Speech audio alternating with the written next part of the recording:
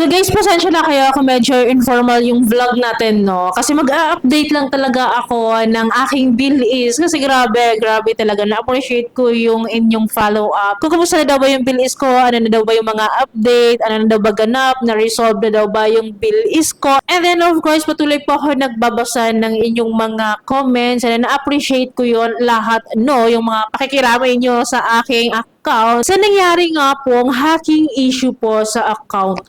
So by the way, big shoutout nga po pala no, sa mga ka-online loan off reviewer ko, na mga legit na reviewers po itong mga to, which is si Ate Red at saka si Tim Marcos and other loan off reviewers pa po na ayaw magpa-mention sa vlog. Thank you so much po for covering, no, sa pagtulong talaga sa akin para ma-reach out si Bill Is, no, para ma-call out si Bill Is sa mga mentions nyo. Thank you so much po, sobrang na-appreciate ko po talaga yung. Ito pa ha guys, FYI, alam ko some of us aware na rin kayo na may FB community group po si Bill Is. Official FB group po yun ni Bill Is, and if you don't know yet paano, punta lang kayo sa page po ni Bill Is, nakalagay po dyan na visit group. So i-click nyo po yan. So magdadirect kayo sa FB community nila dyan. So if you want to join it. Tagal na po akong member sa group na yan, no, since na nagkaroon ako ng Bill Is account. And then yung nangyari nga pong hacking issues sa akin, nag-post po ako dyan for awareness na nahack nga po yung account ko. And I'm expecting talaga na mapopost siya sa FB group na yon. But unfortunately, up to now po is naka-pending approval pa rin po yung aking post. Ibig sabihin, ayaw po nilang aprubahan yon, ayaw po nilang i-permit na ma-post ko yon sa FB community group ni Bill Is. Kasi po mayroong isang viewer na nag-comment regarding my Bill Is hacking issue nga po, na bakit daw hindi alam daw ng community group yung nangyaring issue sa akin, bakit daw parang walang nangyari. So hindi po talaga nila malalaman yung nagiging issue po na yun, no? Kasi ayaw po aprubahan yung aking post. Kaya nga po, no, sa mga viewers ko po dito, nakikiusap po ako sa inyo, pakishare po itong video na ito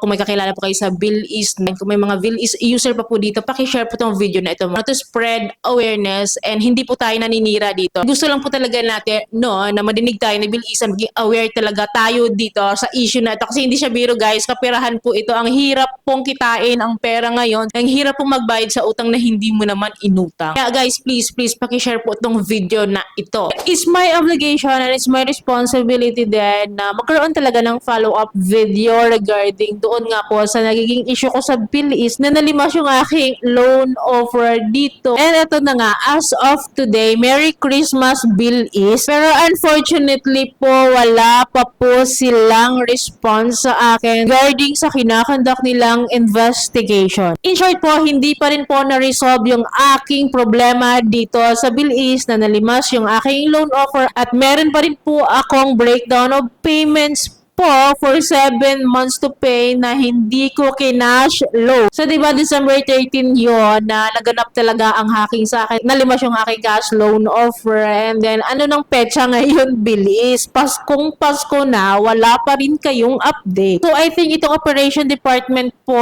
ni Bill Is nagbakasyon na po. Opo, wala na po silang ganap, wala na po silang response sa akin. Last email po nila sa akin is 5 days ago.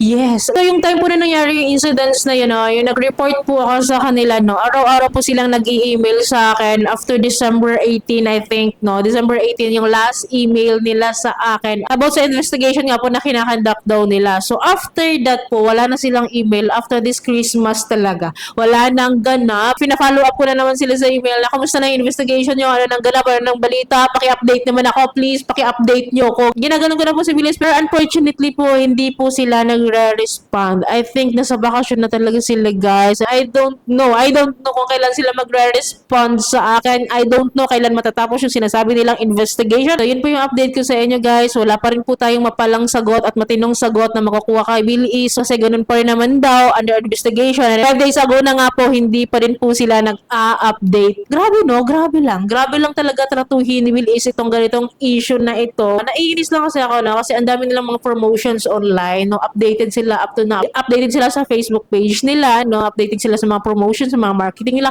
Pero yung ganitong issue, hindi nila ina-update, hindi nila inaasikaso agad. Nakakalungkot actually. Anyways, marami ako nababasa sa comment section ko, no, na medyo natatakot talaga sila din sa mga accounts nila. And then some of them is nagdi-delete na rin talaga ng account nila sa Bill Is. After that video of mine na nangyari nga siya sa akin talaga, legit po talaga yun. And hindi ko po masisisi ang mga iba kong viewers na nakapanood po sa video na yun, guys. Kasi for our awareness lang din naman. Baka rin kasi mangyari siya sa inyo. Sa akin nga, di ba, nangyari, di ba? So, hindi rin talaga posible na mangyari dito sa iba, sa inyo specifically. And hindi ko rin po masisisi na mag-delete kayo ng account. Pero nasasayangan ako kasi alam niyo naman na maganda rin naman talaga ang interest rate ni Bill is, maganda yung pa-cash loan offer niya. So, may mga ganitong activity lang talaga. Ang hirap po ipaglaban ni Bill is. And then, through this platform din po kasi, nare-reach out po talaga natin si Bill is. I know talaga na si Bill is napanood niya po yung mga video ko regarding that. Alam ko po yun, napanood at nakarating po sa kanya yun. Ang gusto ko lang naman talaga, maibalik yung account ko eh. I want my account back to me. I want settlement here kasi hindi biro po magbabayad ka sa ganong utang na hindi mo naman talaga inutang. Ang hirap nun. And ito pa ha, meron din kasi ako nabasa sa comment section ko guys, na yun nga daw no, malaga daw sa kanila na ma-update ko sila regarding sa bill is issue ko nga po no, kasi nga po, sana nga daw, technical error lang daw yun, system error lang daw yun. So, I don't think, hindi po ako naniniwala ang error yun talaga. Human error yun or system error yun, hindi po ako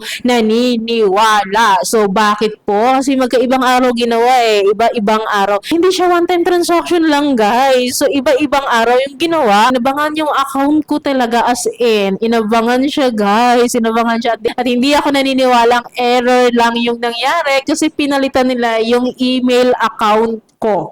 Yes, pinalitan po yung email account ko, nag-Lazada top up, so how come na error yun? I don't really believe at hindi ako mapapaniwala ni Bill is na error lang yon. I need an explanation. I need the result of investigation from Bill is. Ang dami-dami yung user, ang dami-dami yung borrowers, and then wag yung hayaan na masisira lang tayo sa ganito. Kasi ako talaga in the first place, hindi ako against sa Bill is. Grabe yung paglalaban ko sa Bill is na ito, legit up, magandang loan up ito. Nire-recommend ko pa nga si Binis, but it happens to me na ganito yung nangyari. And ako talaga mismo, sobra ako na disappoint sa security ni Bill is, sa responsibility, management ni Bill is, sa customer service ni Bill is, sa lahat ng taong involved sa Bill is, regarding sa issue ko na to na I'm very disappointed. Grabe yung discouragement ko sa loan up na ito. Hindi sana tayo aabot sa ganitong mga follow-up video na ito regarding sa issue ni Bill is kung talagang nasettle na siya agad-agad or nagawa ng paraan. And I hope itong video na ito, again, I hope sana Bill is. Pakiusap lang sa susunod kong follow-up video, may isasagot na ako sa mga viewers ko regarding this issue at pakiusap lang, pakisettle na po ito. So by the way guys, huwag kayong mag-alala ha, kasi i-update ko naman po kayo hanggang pumasettle tong account po natin. Kung ano po yung kahihinatnan po ng account natin na ito guys, i-share ko po sa inyo lahat ng detalye kasi karapatan nyo malaman yon para aware din kayo, lalo na at may account po tayo sa Bill is. Please bear with me no, as a online content creators, a loan app reviewer.